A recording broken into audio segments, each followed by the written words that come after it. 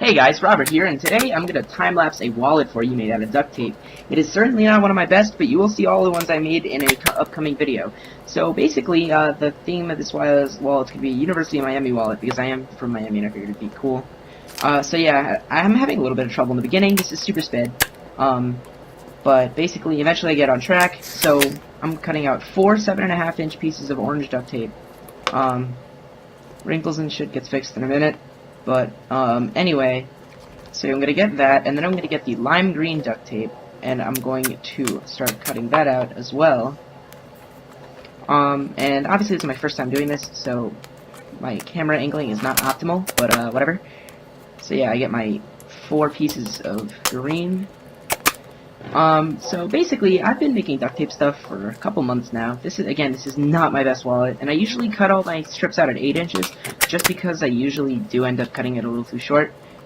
This one I actually got lucky, I made it just the right size, but in the future I'm going to continue just to make it, 8 inches, just because I think it looks better at the end. Like, you'll see, out of habit, I cut the green out of the green 8 inches with the orange 7.5. Anyway, so what you do is you make a little space, and then you have to fold it, so you can fold it over your outside color and make a little trim tab. I'm doing orange on the inside and green on the outside because I think that'll look better. In this video, it's sort of like the way the camera is with like the light and stuff. The green actually looks like a pastel green, but it is a solid lime green. Duct tape's lime green. So right now I'm going to double up on this, get it just to 6 inches. I'm going to place this back down and tab it over. I don't care, the size of the tabs does not have to be exact. So I'm going to take my ruler and line it up approximately where I need it to be, which takes me a while. And I'm just going to cut back down over it. The wallet looks really good when it's done. There are some mistakes along the way, but it ended up looking pretty good. And at one point, I do think I actually made a mistake in terms of just how the U lines up. I'm not actually sure. I didn't actually fact check it. I just relied on my little brother telling me. Because I don't really remember off the top of my head. Anyway. But besides that, it looks really good, so, when it's done. So yeah, I'm gonna do just 2 credit card holders, and then my, insignia for all my wallets, I put a stripe, at least one, like, up the side. You'll see what I mean.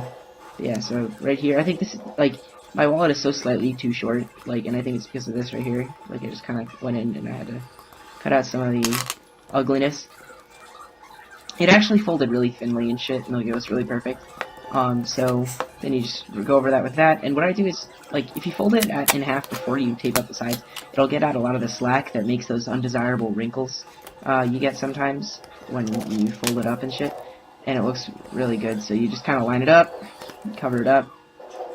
Oh, and I do the anti-fold-over lines method, and I will point it out when I'm doing it. Yeah, basically you just kind of snip off the edges with your little hobby knife. I made it a little unevenly, so I had to fix it up. Now I'm going to start cutting out 4 3.5-inch strip pieces of tape to make my credit card holders, because it takes 2 per holder. I need 2 holders, so 4. That makes 2, and then 2 more is 2, or 3, and, geez, I can't count, and 4 after this one. And then you come over here and you cut out, well, you're supposed to cut out 2 more 3.5-inch strips. But what I did was I just made 1 3.5-inch strip, and then I made the 4 side things. Then you put the 2 things together, no overlap or anything, just put it down. And then you cut the 3.5-inch strip in half, and you lay it down like a trip tab. And if you're using a different color, then cut out a different color, 3.5 inches. And then the other half of that is used for, the sticky stuff to stick it down. And then I made another one, and I now realized I didn't cut off enough tape, so I cut out another 3.5-incher, cut it in half. Half is a trim tab, and the other half is to stick it down. Let's see, I'll put it down in a second. Now you want to make it so you just kind of put 2, you line up 2 at the very top on each of the little holders. You stick them down, stick them down.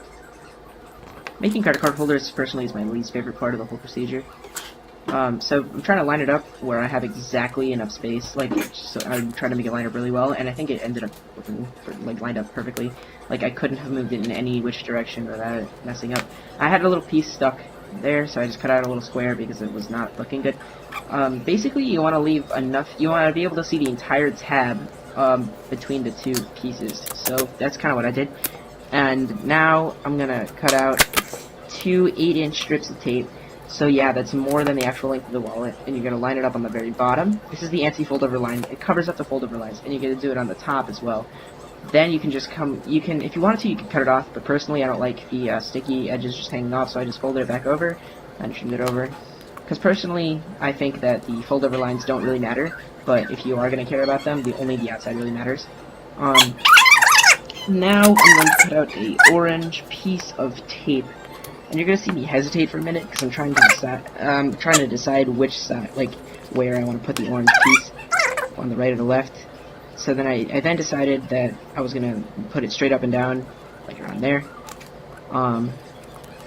Just cut it and make it perfect, like flush. And after I cut out the part of the U, which actually looks pretty good, for the orange I did a pretty good job freehanding it.